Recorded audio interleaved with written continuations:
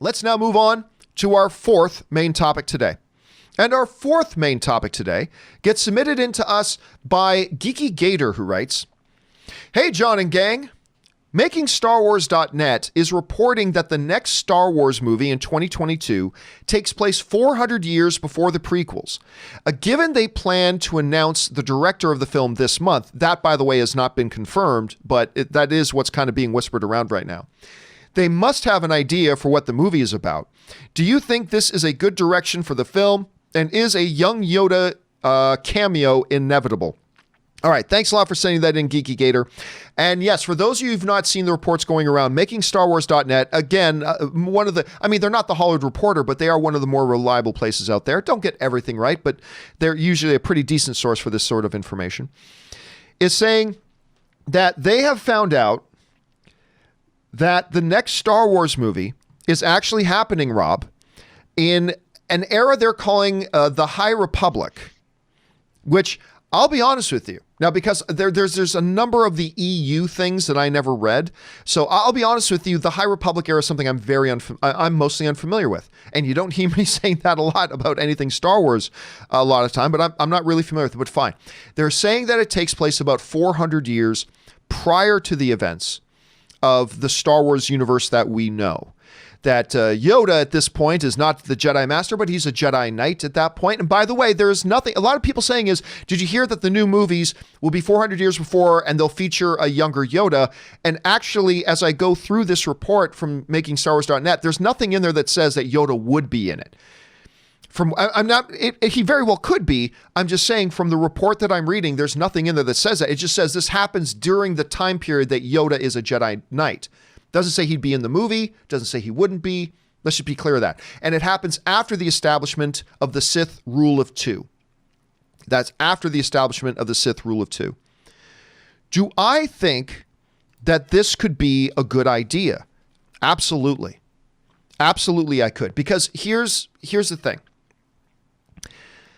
I have said for a long, long time that my primary frustration with the current Star Wars, and even going back to the beginning of the prequels, one of my biggest frustrations here has been the fact that they have consistently and continuously shrunk the Star Wars universe. They have continually shrunk the Star Wars universe. You know, and the analogy that I give for this, Rob, is I say, you can get a little bit of a sense of how big the town you live in is if how long do you have to walk outside before bumping into somebody you know? If I can go walking outside and walk around for hours before I bump into anybody that I see or recognize or know, that's probably the sign that I live in a fairly large town, fairly big town. If you can't take 10 steps out your door without bumping into somebody you know, that's probably an indicator you live in a pretty small town. And I feel like for the past 20 years, every time we've stepped out into the Star Wars neighborhood, we are tripping over everybody we already know. And every time we trip over everybody we already know, I feel like the Star Wars universe has shrunk and shrunk and shrunk and shrunk. It's one of the reasons why I liked Mandalorian so much.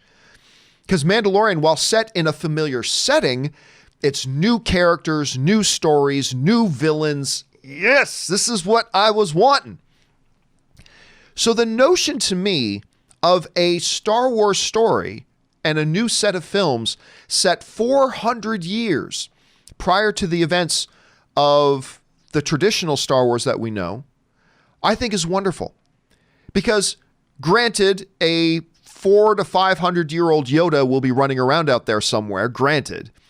For the most part, you're now in an era where Star Wars forces itself to tell new stories with new adventures and new characters and new settings and new villains. And that's, when you break down to the seed of it, the genius thing that George Lucas created. Yes, Luke Skywalker was genius. Yes, Darth Vader was genius. Yes, the Death Star was genius. But really, the foundational kernel of the true seed of genius of what George Lucas created with Star Wars, it was the universe. It was this incredible universe that he created. And I just believe now, over 4 decades later, it's time to start exploring. Put on your Calvin and Hobbes hat and start exploring this universe a little bit. Start telling some of these other epic stories. And 40 years in the past, probably not enough distance there. 400 years in the past, yes. Was I thinking they'd go Old Republic and go like 1,000 years in the past? That's what I thought they would do. But you know what? 400 still works for me, Rob. 400 works for me. So if this is true, and it's coming from a fairly reliable source, but let's just still file this under maybe. If this is true, I think it's fantastic. I really do. And then we just buckle in and wait to hear some official confirmations and wait to see who they're going to announce to direct this thing. But for now, on its surface, Rob, I'm buying into this and I like what it sounds like. Rob, you're hearing all this. What's your reaction? Dude, I'm totally in. It sounds amazing. I mean, think about our world today and think about our history. You could go back 2,000 years and meet Maximus Decimus Meridius. You know, father to a murdered son, husband to a murdered wife who will have his vengeance in this life or the next. Or you could go back and watch a movie about William Wallace. Watch Braveheart. That was, 400 years ago or something. And think about the great stories, the great characters, the movies we had. Excalibur, set in the Star Wars universe. And as for Yoda, you know what? For 800 years has Yoda trained Jedi. He knows all about the deepest commitment.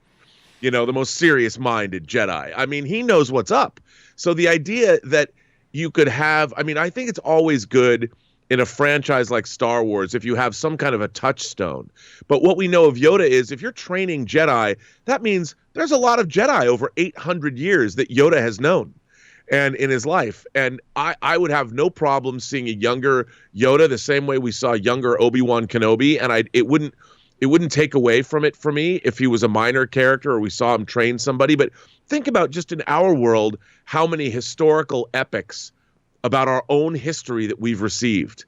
And wouldn't it be great, you know, the High Republic era, you know, it's like at the beginning of Conan the Barbarian, it was the time of high adventure, you know, and you meet the Conan of the Star Wars universe going after Thulsa Doom. I mean, I'd not to be like that on the nose with James Earl Jones, but it's a James Earl Jones shared cinematic universe. Yeah, you know, but I think it's a great idea. And like you said, one of the things I think that even as a kid, when you're 10 years old and Luke's like, you fought in the Clone Wars? You're 10 years old going, what were the Clone Wars? And like, well, I want to see that. I thought they were more interesting when I just heard the name back when I was 10 than what we finally saw. But I mean, having a great historical epic set in the Star Wars universe, that just makes me all just warm inside, and I can't wait. Yeah, and again, look, yeah, if it's true, I mean, we got to file that under there. But if they are going to hit this 2022 date, they do have to announce pretty quick. And they do have to have their pieces of the puzzle on the board. And look, we can assume at this point that, you know, even before the famed departure of Benioff and Weiss off the project, they must have been laying a lot of the foundation for a long time. Because I had somebody write to me the other day and say, John, if they did move ahead with a 2022 date for a Star Wars movie, isn't that rushing it a little bit? Isn't that rushing it a little bit? Well, I mean, keep this in mind.